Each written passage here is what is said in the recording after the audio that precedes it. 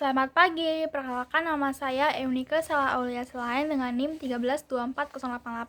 Di sini saya akan mempresentasikan materi penyerahan anak. Jadi penyerahan anak dalam konteks kekristenan adalah upacara atau tindakan rohani di mana orang tua secara publik menyerahkan anak mereka kepada Tuhan, memohon berkat dan perlindungan Tuhan atas kehidupan anak tersebut. Penyerahan anak ini adalah bentuk komitmen orang tua untuk membesarkan anak mereka sesuai dengan ajaran-ajaran iman Kristen dan di bawah bimbingan Tuhan.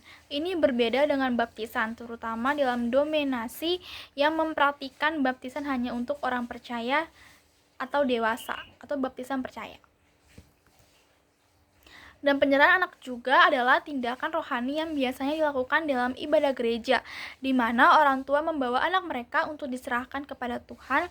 Dalam upacara ini, orang tua berjanji untuk membesarkan anak mereka dalam iman Kristen, sambil memohon agar Tuhan membimbing, melindungi, dan memberkati anak tersebut.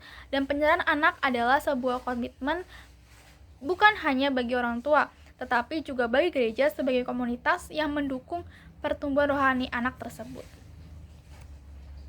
Referensi ayat Alkitabnya yang pertama itu ada 1 Samuel 1 ayat 27-28. Hana, ibu dari Nabi Samuel, menyerahkan anaknya kepada Tuhan setelah doanya untuk memiliki anak dijawab. Hana berjanji akan mengabdikan hidup Samuel kepada Tuhan sebagai rasa syukur atas doa yang terjawab. Yang kedua adalah Markus 10 ayat 13-16.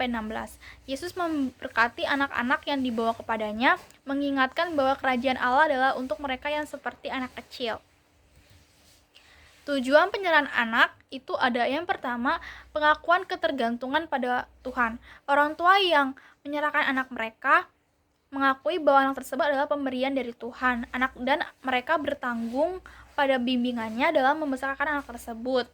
Komitmen orang tua dalam upacara penyerahan anak, orang tua berjanji untuk membesarkan anak mereka dalam ajaran iman Kristen, memperkenalkan mereka kepada Tuhan sejak usia dini, dan mengajar mereka untuk hidup menurut prinsip-prinsip Alkitab. Yang ketiga adalah berdoa untuk berkat dan perlindungan. Orang tua bersama dengan jemaat berdoa memohon agar Tuhan memberkati, melindungi, dan membimbing kehidupan anak tersebut sejak masa kanak-kanak hingga dewasa. Yang keempat ada komunitas gereja. Penyerahan anak juga mengundang komunitas gereja untuk berperan serta dalam membantu keluarga tersebut membesarkan anak mereka dalam iman, memberikan dukungan moral dan rohani. Makna penyerahan anak yang pertama itu ada pengakuan atas karunia Allah. Dengan menyerahkan anak kepada Tuhan, orang tua mengakui bahwa anak adalah pemberian dari Tuhan. Mazmur 127 ayat 3. Yang kedua ada tanggung jawab orang tua. Penyerahan anak menandakan komitmen orang tua untuk memenuhi tanggung jawab mereka dalam mendidik anak secara rohani dan moral sesuai ajaran Alkitab. Amsal 22 ayat 6. Apa sih perbedaan dengan baptisan anak? Perbedaan dengan baptisan anak. Yang pertama itu, penyerahan anak adalah sebuah tindakan simbolis yang menekankan komitmen orang tua dan gereja untuk mendidik anak tersebut dalam iman. Anak tidak dibaptis dalam air karena penyerahan anak bukanlah sakramen. Yang kedua, baptisan anak di sisi lain adalah sebuah sakramen. Dalam beberapa denominasi atau seperti Katolik dan Protestan tradisional yang melibatkan air sebagai simbol pembersih dosa asli, baptisan juga dianggap sebagai perjanjian antara Allah dan anak tersebut. Manfaat penyerahan anak yang pertama itu kedamaian dan kepercayaan. Orang tua mendapat kedamaian hati, percaya bahwa anak mereka berada di bawah perlindungan Tuhan dan bahwa mereka tidak membesarkan anak tersebut sendirian. Yang kedua, membangun landasan iman sejak dini. Dengan menyerahkan anak kepada Tuhan, orang tua memulai proses menanamkan nilai-nilai spiritual dalam kehidupan anak sejak dini yang akan mempengaruhi masa depan rohani mereka. Yang ketiga, dukungan komunitas. Penyerahan anak melibatkan gereja yang berperan dalam memberikan dukungan rohani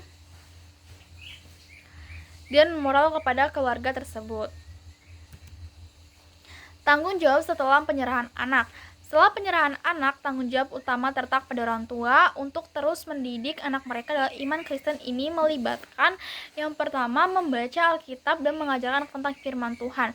Yang kedua mengajak anak aktif dalam kegiatan rohani seperti doa, ibadah, dan sekolah minggu.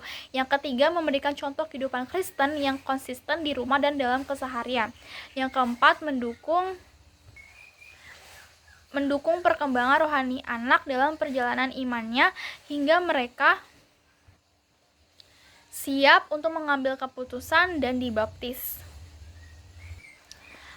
Adapun sebuah proses penyerahan anak, yang pertama itu pengenalan keluarga. Orang tua dan anak biasanya diperkenalkan kepada jemaat oleh pendeta atau pemimpin gereja. Yang kedua adalah doa penyerahan. Pendeta berdoa untuk anak tersebut memohon berkat dan perlindungan dari Tuhan. Doa juga ditunjukkan untuk orang tua agar mereka mendapat hikmat dan kekuatan dalam membesarkan anak mereka. Yang ketiga adalah janji orang tua. Orang tua menyatakan janji mereka untuk membesarkan anak tersebut dalam iman Kristen dan mendidik mereka dalam prinsip-prinsip firman Tuhan. Yang keempat ada dukungan jemaat. Jemaat gereja juga biasanya diundang untuk berjanji mendukung keluarga tersebut dalam perjalanan rohani anak mereka, berperan sebagai komunitas yang mendukung pertumbuhan iman anak. Adapun Kenapa anak harus diserahkan kepada Tuhan? Penyerahan anak dilakukan supaya anak-anak diberkati Tuhan dalam segala perkara, baik dalam pertumbuhan, roh, jiwa, dan tubuh, kesehatan, hikmat, akal budi, perlindungan, penyertaan, dan masa depan.